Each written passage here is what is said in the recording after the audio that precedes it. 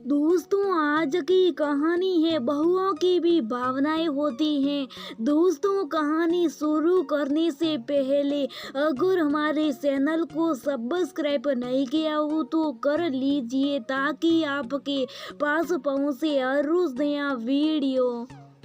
सुमन के दो बेटे थे और दो बहुत ही योग्य निकले, इसलिए एक से बढ़कर एक अच्छे रिश्ते उनके लिए आए। बड़े बेटे नितिन के लिए सुमन ने अनेक लड़कियां देखी, उसे समय कुछ ना कुछ धोखा दिखाई देता था। बहुत मुश्किल से उसे साक्षी कुछ पसंद आई, तब उसे अपने पति के कहने से रिश्ता मंजूर करना पड़ा।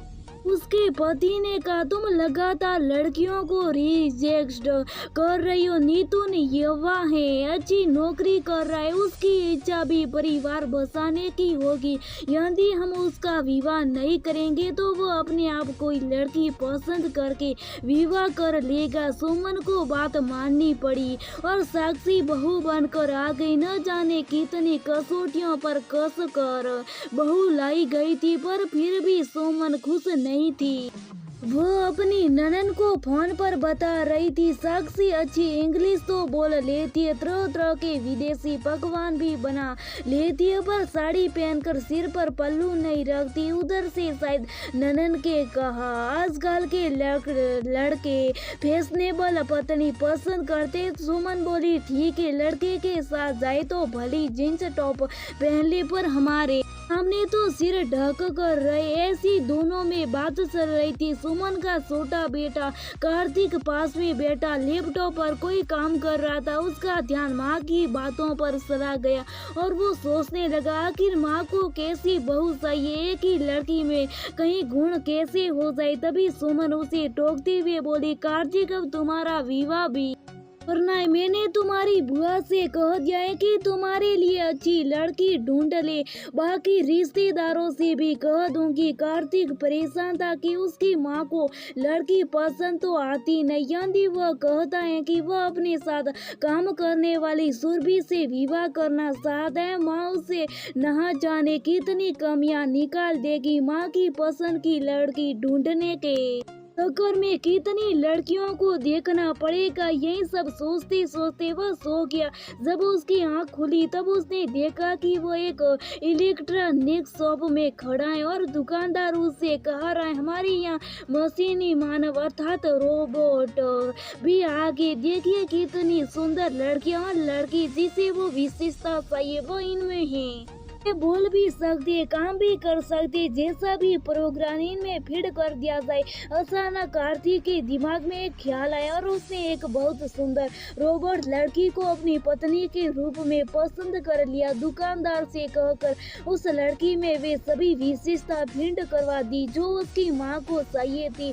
सुंदर, संस्कारी, हर तरह का पकवान बनाने में कुशल, साइज जींस टॉप पहने और साइज साड़ी, किसी भी पार्टी में चली जाए और गा भी जाकर सिर ढककर बैठे सकती हैं। बढ़िया इंग्लिश में बात कर सकती और सास की कीर्तन मंडली में बैठकर भजन भी गा सके। किसी दशा में गुस्सा ना, हमेशा मुस्कुराती रहे। सास जो भी काम करने के लिए तुरंत तैयार हो जाए, कभी मायके जाने की बात ना करे, कभी पलट कर जवाब ना दे, घर के सारे काम बहुत तेजी से निपटा दे, दोपहर में दाल चावल बेने या सिलाई कढ़ाई करे, अपने पति से बहुत ज्यादा मेल जोल ना करे, आदि आदि। इसके बाद वह अपने घर गया और अपने माता पिता को बताया कि उसने निशी से विवाह कर लिया। सुमन गुस्से से आग बबूला हो गई, पर जब उसने कहा कि ठीक है, मैं उसे लेकर अलग घर में रहूंगा, तब उन्हें मानना पड़ा कि बहू को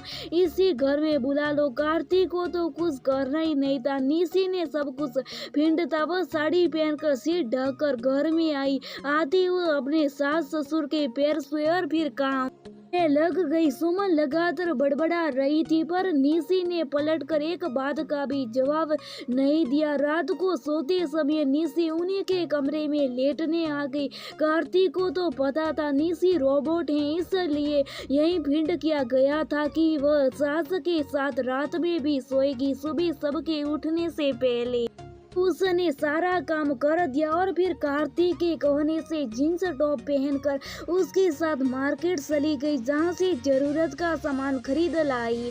इसके बाद निशी सुमन से कहने लगी, मम्मी दीदी को परिवार सहित बुला लीजिए। सुमन को खुशी हुई कि वह ननन को भी साथ दिए। ननन बिट्टू अपनी परिवार सहित आ गई। जब वह अपने ससुराल वालों को फोन पर अपने पहुंचने का संदेश दे रही थी, तभी निशी ने फोन लेकर उसकी ससुराल के सभी लोगों को अपने घर बुला लिया। सुमन शौक गई पर कुछ नहीं बोली। सब आके और निशी पटापट सारा काम करने लगी। जब वे जाने की बात करते, निशी सबको रोक लेती। तरह तरह के पकवान बना रही थी। सुमन खर्चे से परेशान हो गई थी।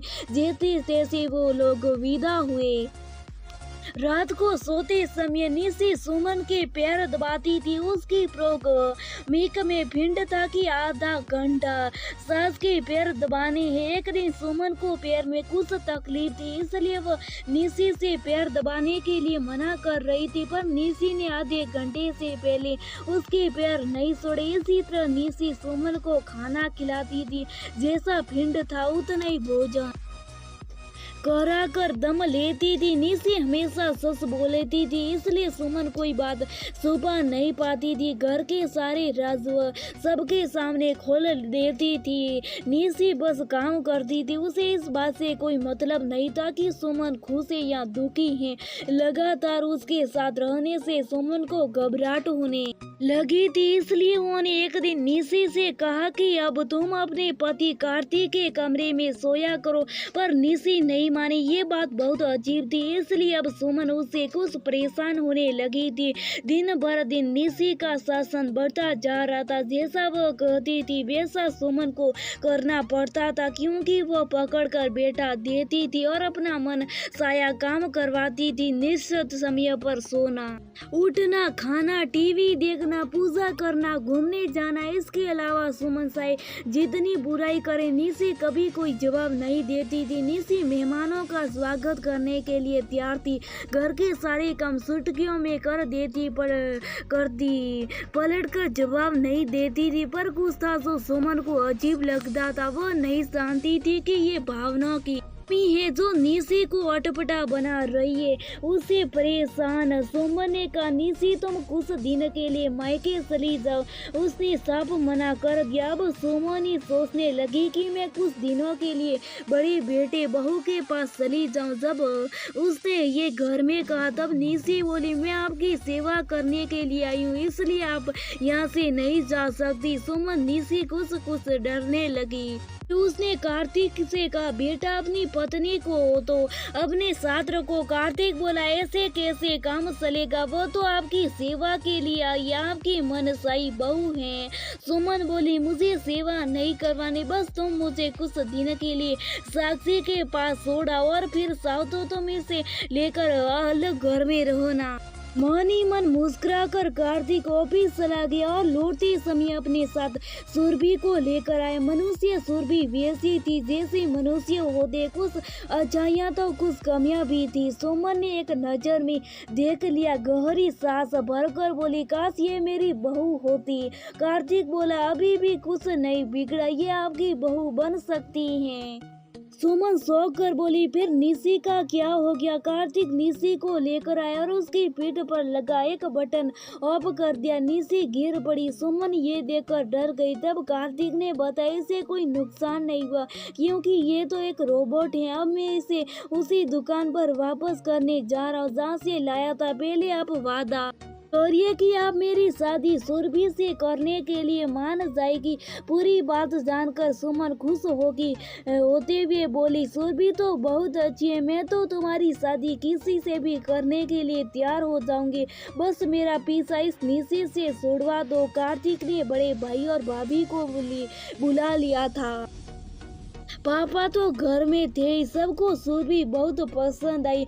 सभी को निशी की असलियत ज्ञात थी। बस वे ये चाहते थे कि सुमन समझ ले कि लड़कियां मशीन नहीं होती कि जैसा चाहो वैसा काम ले लिया जाए। उनसे भी भावनाएं होती, उनकी भी सामर्थ्य और इच्छा होती है। सुमन ने प्यार से सुरभि को अपना कर बहू बना लिया और साक्षी से भी उसका व्यवहार बहुत अच्छा